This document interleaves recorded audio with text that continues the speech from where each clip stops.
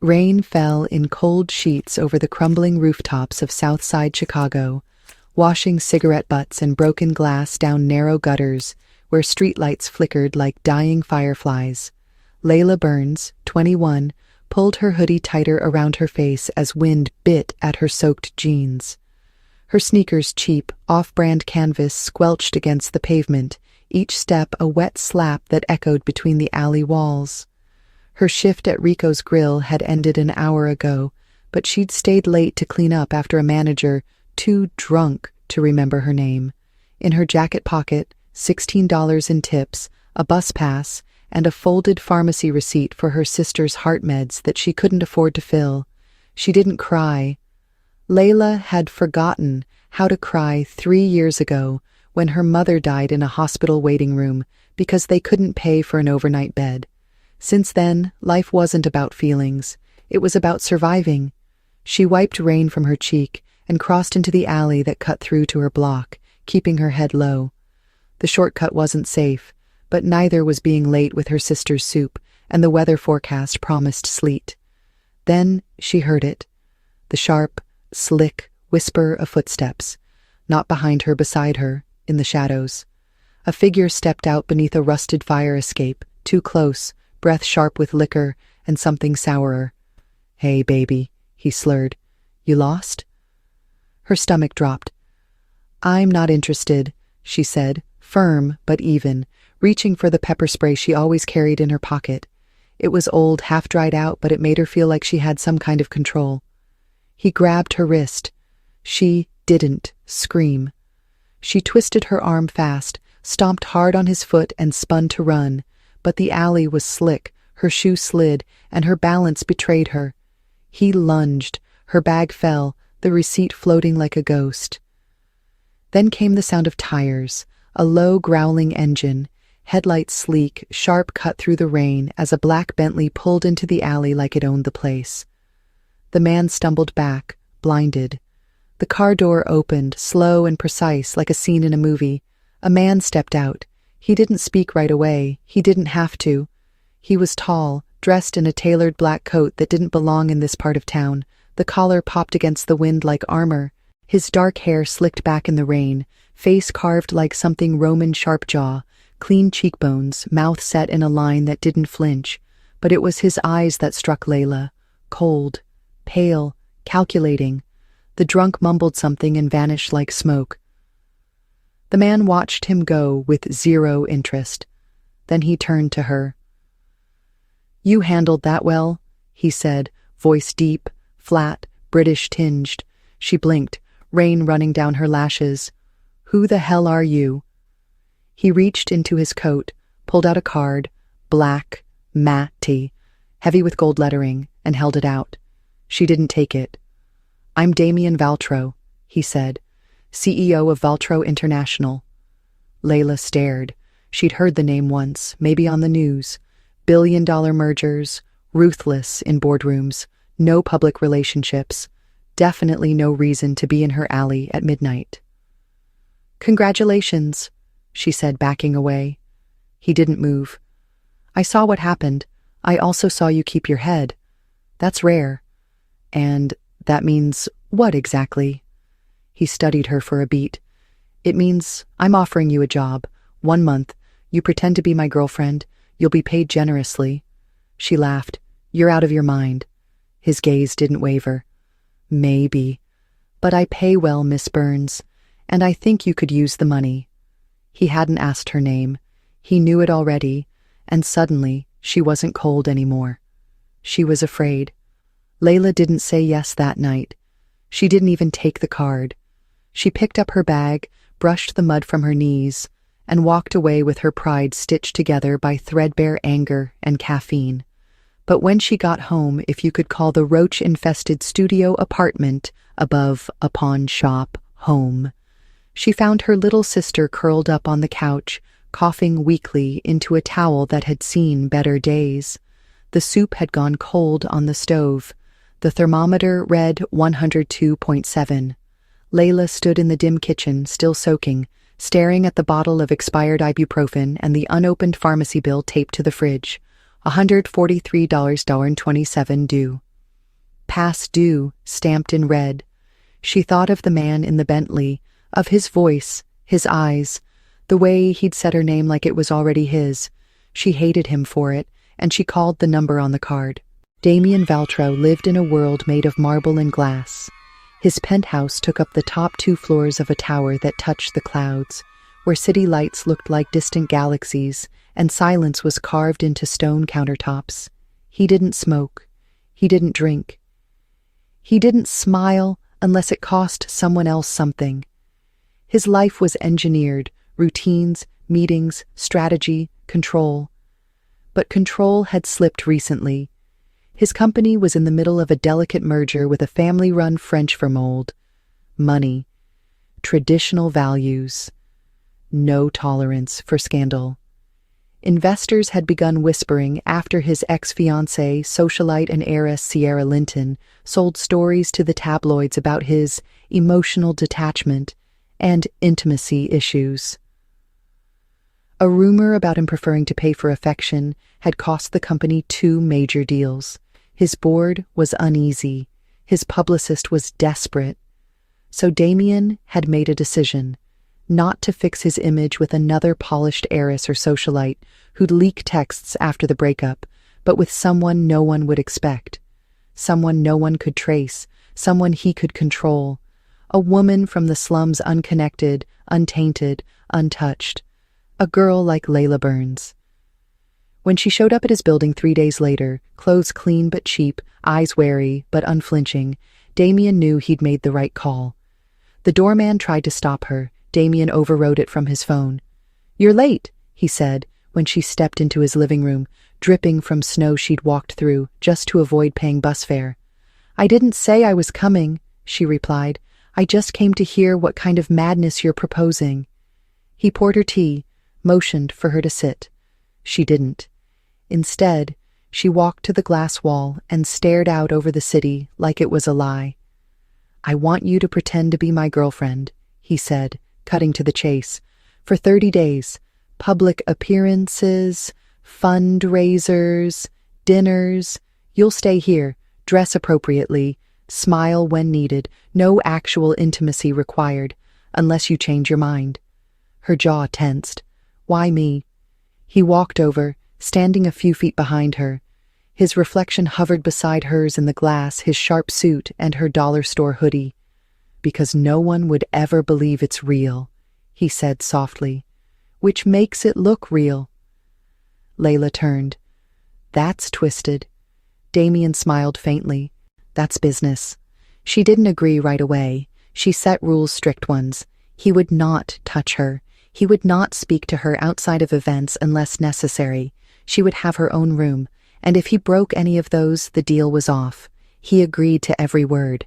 What he didn't tell her, what he didn't even admit to himself, was that something about her had unsettled him. The girl with eyes too tired for 21, who stood straighter than half the models he'd dated, and didn't flinch under his gaze. She was unlike anyone in his life. And Layla, despite herself, noticed things too. He didn't speak much, but when he did, his words were chosen like weapons. He moved with calm precision, never raising his voice. There was no art on his walls, just cold, empty space and no photos of family. She wondered what it cost to live like that, what he'd had to kill in himself to become the man the world feared and investors worshipped. The first day she stayed in her room. The second, she explored the penthouse, cautious as a stray in a palace. The third, he took her to a charity gala at the New York Public Library. She wore a floor-length navy gown he had sent to her room, the fabric smooth against her skin in a way she wasn't used to. She didn't wear makeup, didn't need to.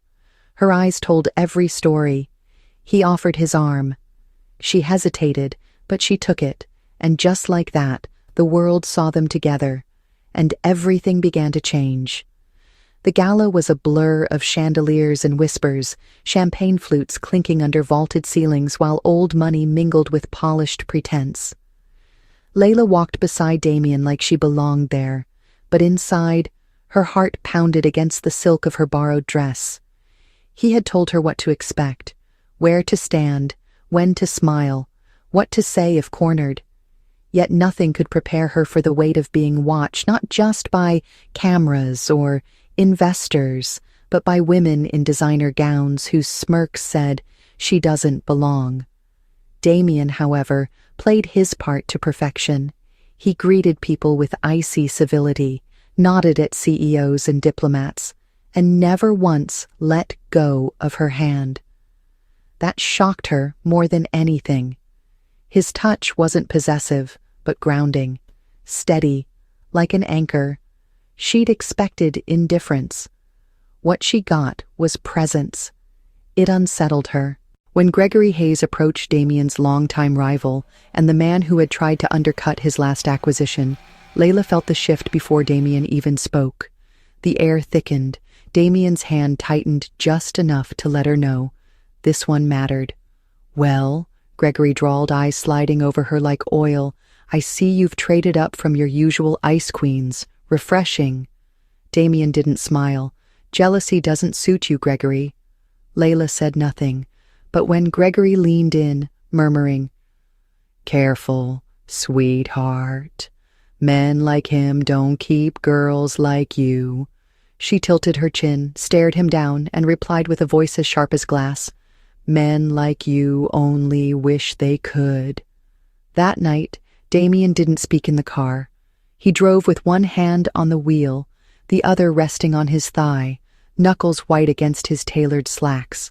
Layla watched him in the darkened passenger seat, streetlights streaking across his profile, cold and sculpted. When they reached the penthouse, she stepped out before he opened her door. She walked ahead, kicked off her heels at the threshold, and waited for the mask to drop. It didn't. He poured himself a drink, neat, no ice, sat on the edge of the sofa, said nothing. She crossed her arms. "What's your deal with Gregory?" Damien took a slow sip, eyes fixed on the skyline. "He lied to my father, cost him his company, his health, his life." Layla blinked. That wasn't a boardroom rivalry. That was blood. "You think this deal will ruin him?" she asked. Damien looked at her then. Really looked. "I don't just want to ruin him. I want him to remember my face every time he looks at what he's lost." She didn't respond. She couldn't. Because she knew that kind of pain, the kind that didn't heal, only hardened. As the days passed, their routine grew stranger. Breakfasts were silent. Afternoons spent reviewing event schedules and studying company files she was expected to know.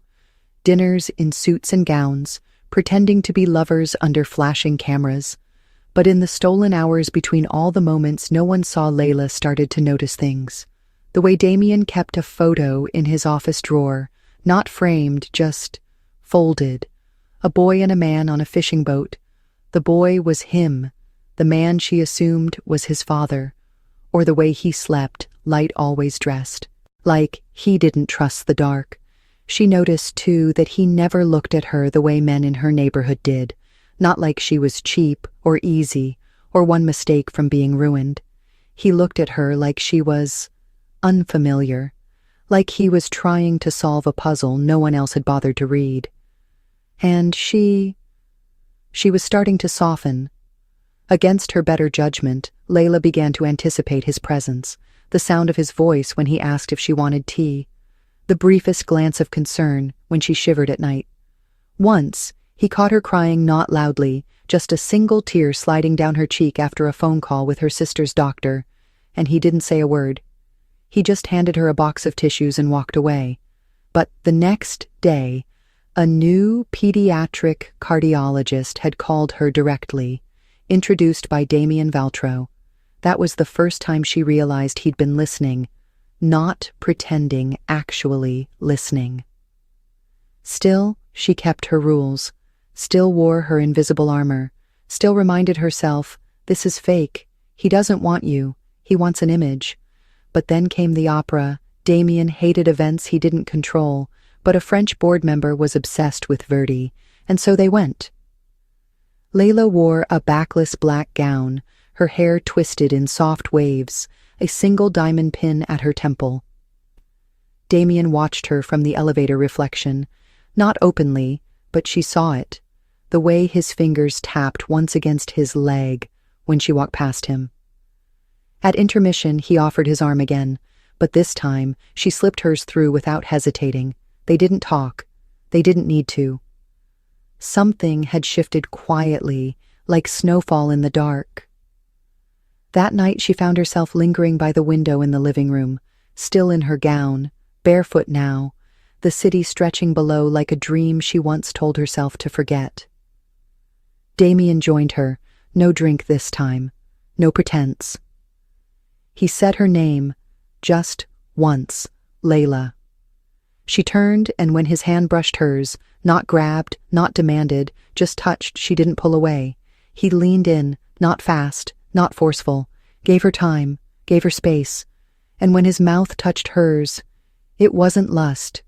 It was quiet, careful, testing the waters like he didn't trust them. She kissed him back softly briefly, then pulled away before her heart did something stupid. "This doesn't change the rules," she whispered. Damien nodded, but neither of them believed that, not anymore. The kiss didn't unravel everything at once. It didn't turn the world upside down or rewrite the contract. They both pretended not to read anymore.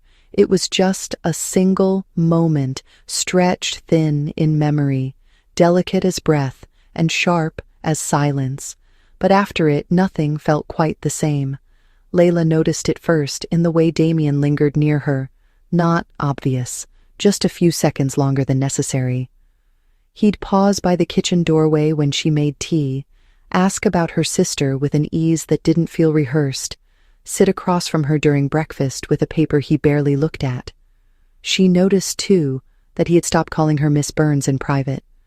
Damien, for his part, was unraveling slowly. He told himself he wasn't, that the arrangement was intact, the optics stable, the public image intact. But then he saw her fall asleep on the library sofa one evening, her head tilted slightly, her fingers curled over a book she wasn't even reading, and something in him softened so deeply it frightened him. He didn't know what to do with that feeling. He only knew he couldn't look away. It came to a head one night after an investor dinner. Layla wore a deep emerald gown, understated but stunning. She had learned by then how to carry herself in heels, how to answer questions with a confidence born not from privilege, but from knowing she didn't owe anyone anything. Damien watched her laugh with a potential partner's wife and realized with a start that he didn't want to share her with this world. Not even for pretend. Not even for business. In the car, he was quiet. She noticed. "You're mad," she said, slipping off her heels, stretching her toes against the carpeted floor of the back seat. "I'm not," he replied. "You are," she countered, watching him from beneath her lashes. "You've been mad since dessert. What happened? Did the foie gras offend your morals?" He glanced at her then, eyes sharp. "Gregory was there." She frowned. "He didn't come near me." "No," Damien said, voice low. "But he watched you.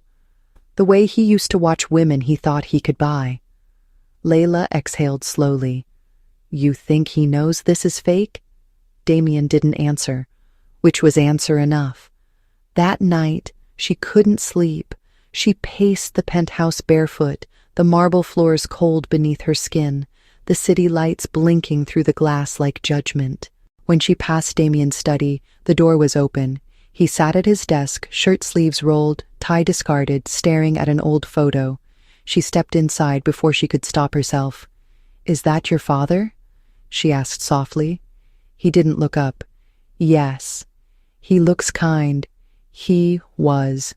Until people like Gregory took everything from him." Layla stepped closer. "And you think if you take everything from Gregory, you'll get him back?" Damien looked at her then, and for the first time, he didn't look like a CEO or a man built from steel. He looked tired, haunted.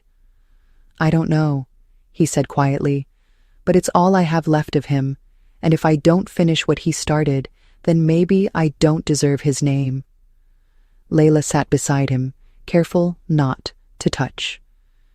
You know, your father wouldn't want this version of you, right? He didn't respond, but that night he slept for the first time in weeks, and she was the one who turned off the light. Things began to spiral a few days later. The merger hit turbulence. Rumors leaked that Damien's relationship with Layla wasn't what it seemed. A gossip blog posted grainy photos of her entering the building alone one night, followed by a caption that read, "The CEO's Cinderella may be playing more than one role." Layla's old neighbor sold a story about her working 2 jobs and getting evicted, painting her as desperate, manipulative, and calculated. Investors pulled back. Journalists started circling. The board demanded a private inquiry. Layla wanted to leave. Damien told her to stay. They argued for the first time. Not the usual sparring or sarcastic jabs, but a real bone-deep fight. "I never asked for this," she said, hands trembling. "You dragged me into your war, and now I'm the one bleeding for it." "I told you what it was," he snapped. "You signed on. You could have walked away any time." "No," she shot back. "I couldn't. I had no choice. You think just because you pay for something, you own it?" His face changed then, not in anger, in regret. "No," he said softer, "but I never wanted to own you, Layla. I just didn't know how to let you be real."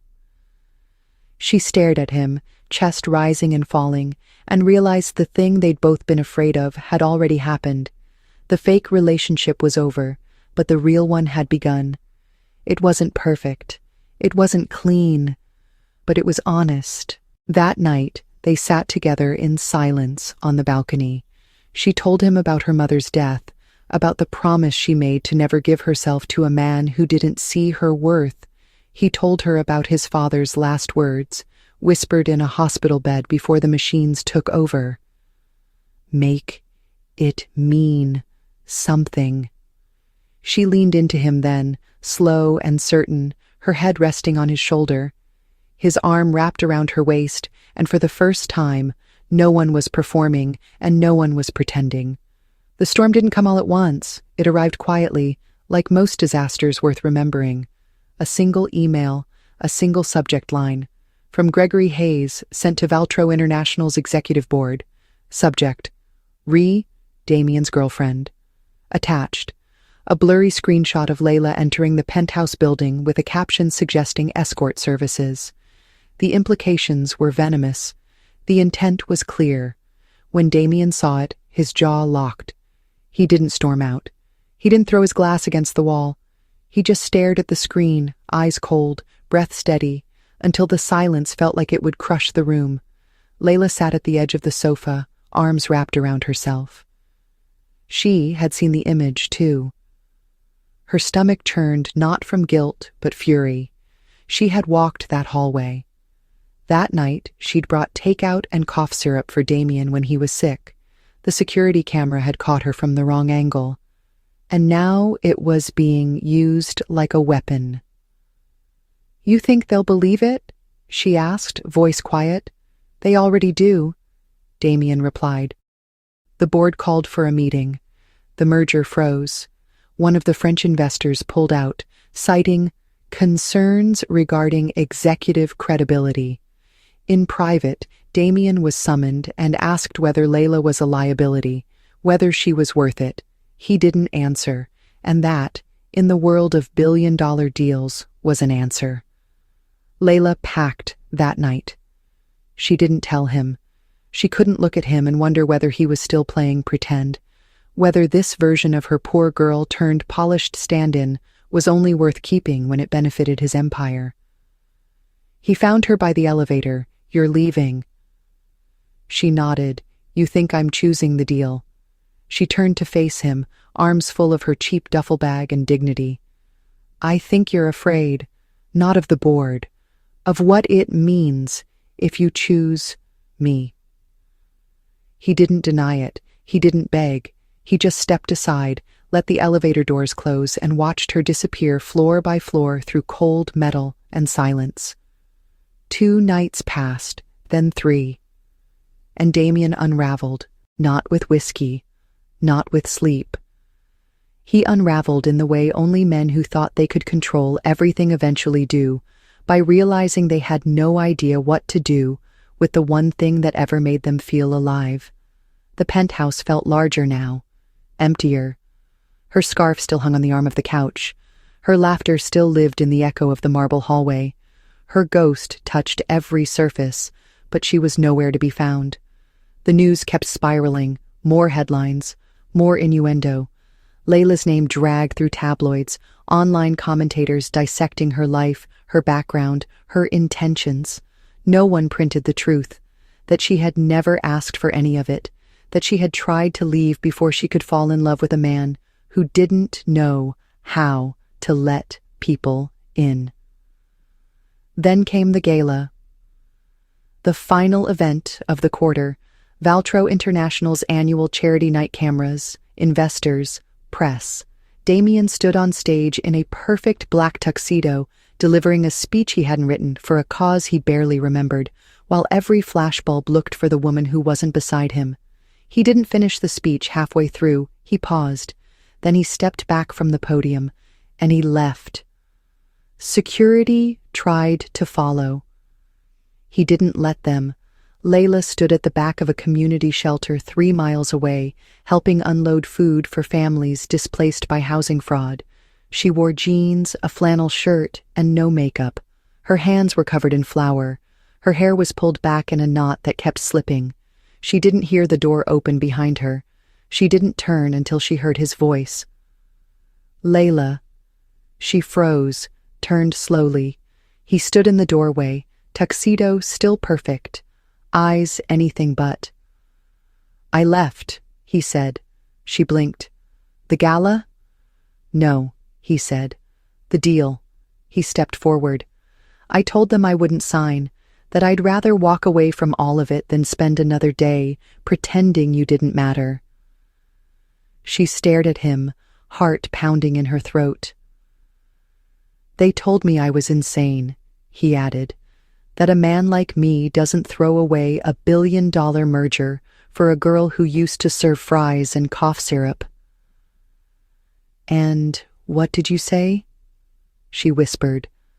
"I said I wasn't a man like me anymore." He didn't touch her. He just looked at her the way he had that first night, like she was a question he couldn't solve. But now he was finally ready to try. "I love you," he said, voice trembling. "Not because you're perfect, because you're real. And I spent my whole life building walls so I wouldn't have to feel that again. But you made me feel everything." She took one step forward, then another, and when he opened his arms, she walked into them without hesitation. There was no audience, no contract, no cameras, just a girl from the slum who had nothing left to prove, and a man who had finally learned what love was. That night they didn't speak much. They didn't need to. They held each other beneath dim shelter lights, surrounded by sleeping bags and plastic bins. His jacket covered her shoulders. Her fingers traced the edge of his collarbone like a memory she was afraid to lose. And when he kissed her, it wasn't careful anymore. It was real, all of it was. They thought the worst had passed. That love, once spoken aloud, would be enough to hold back the tide. For a few days, it was. They stayed in the shelter's volunteer quarters, away from headlines and marble floors, sharing instant noodles and coffee that tasted like cardboard, but felt like home. Damien rolled up his sleeves and helped fix broken sinks. Layla sat beside him at night with her legs tucked beneath her, reading aloud from dog-eared books she'd found in the supply closet. They didn't speak of the world waiting outside. They didn't need to. It would come for them eventually. It came on a Tuesday morning, an email Anonymous sent to every board member at Valtro International and CC'd to half the business world.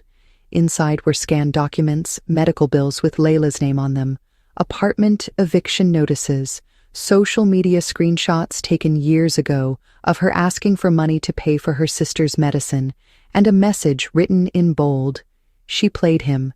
She used her story to climb. It was Gregory. Of course it was. The man couldn't destroy Damien's company, so he aimed for his heart. When Damien read it, he said nothing. But Layla saw his hands tremble. He wasn't afraid of losing status or credibility. He was afraid she would leave, that she would see this ugliness, this constant war to prove her worth, and decide it wasn't worth it. He turned to her slowly, the words caught behind his lips, but before he could speak, she took his face in her hands. "I'm not going anywhere," she said. He closed his eyes for a moment, just breathing her in. "But I'm not hiding either," she added. And she didn't. Layla held a press conference 2 days later in front of a modest community center in South Side, the same street where she had once slept on a flattened mattress with her sister curled into her side. Reporters waited like wolves, cameras ready, microphones shaking in the wind. She wore a simple black dress, her hair loose, no jewelry. She didn't need decoration. Her story was loud enough. "I'm not ashamed of where I came from," she said, voice steady. "I grew up in poverty. I've worked 3 jobs at once. I've borrowed money, skipped meals, sold furniture to pay for medication. But I've never lied about who I am. I never asked to be in your spotlight. I never asked to be anyone's pawn. I fell in love. That's the truth." There was a pause. Then a silence that felt like breath before a storm. Then the applause came, not from the press. From the crowd behind them, dozens of people from her neighborhood, mothers, children, her old manager from Rico's, even the pharmacist who had once let her take antibiotics and pay later. They had come with cardboard signs and voices that rose above the noise. "We believe her. She is ours. Let her live." And in that sea of ordinary people, Damien stood, hands buried in his coat pockets, watching her like she was the only light he'd ever seen. He didn't speak to the press. He didn't need to. He had already said everything that mattered. Later that night, they returned to the penthouse. It felt different now, not like a fortress, more like a home with locked windows that had finally opened. Damien poured her a glass of wine. She declined, asked for water. He smiled. Some things never changed. They sat on the balcony in silence, looking out over a city that no longer frightened her. And then he pulled something from his coat. A box, velvet. She didn't gasp. She didn't blink. She just stared at it like she'd seen it coming the whole time. "I don't want to prove anything to anyone," he said softly. "I don't care if the board walks, if the company collapses, if the world decides we're some scandal to chew on. I only care about this, about you." He opened the box. Inside was a ring. Not massive, not screaming wealth. Just a simple band of gold with a single brilliant diamond, oval cut, understated, perfect. "You once said you'd only give yourself to a man who saw your worth," he whispered. "Let me be that man. Every day. For the rest of my life." She looked at him, at the man who had once tried to buy her silence and now begged for her forever. She took the box from his hand, closed it, set it aside, and leaned in close enough for her breath to kiss his cheek. "I already did," she said. Then she kissed him, not like a promise, like a vow. The wedding wasn't announced in glossy magazines or splashed across business news headlines. There were no red carpets, no guest lists dripping with royalty or executives. Just 27 people on a quiet beach in Montauk, where wind tangled through wild grass and waves whispered like witnesses. Layla wore a simple ivory slip dress that moved like water, her hair pinned with a single pearl comb. Damien stood in a tailored white shirt, no tie, no pretense, his shoes left somewhere near the dunes. His vows were short, his voice rough. "You were never a contract. You were never a lie. You were the truth I didn't know I needed." Layla's voice didn't shake, not once. "You were the risk, but you were also the answer, and now you're home." When they kissed, the ocean wind roared like applause. 3 months later, the building where Layla had once been denied housing was purchased by an anonymous donor and turned into a community learning center. Its new name, etched into steel above the doorway, read, "The Burns Center for Second Chances." Layla stood outside the entrance one afternoon in a sundress and sandals, holding the hand of a little girl who looked just like her sister, showing her the inside walls, where dreams were now painted in murals instead of warnings. Damien waited nearby, sleeves rolled, watching them both as if the skyline didn't exist beyond her smile. He hadn't left Valtro International, not entirely, but he had stepped back, created space. Let the company breathe without owning him. Investors had threatened to walk.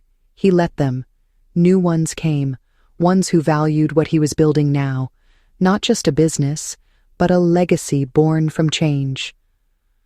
At night, when the city went quiet, Layla would lie beside him, her head on his chest, listening to the heartbeat that once belonged only to ambition. Now it beat for her. And when people asked how it all began, she never said contract. She never said scandal. She never said strategy. She said softly, always with a smile, "It began the moment someone stopped pretending and chose to feel." Love had not arrived on schedule. It had not come clean, or calm, or perfect, but it had come, and it had stayed.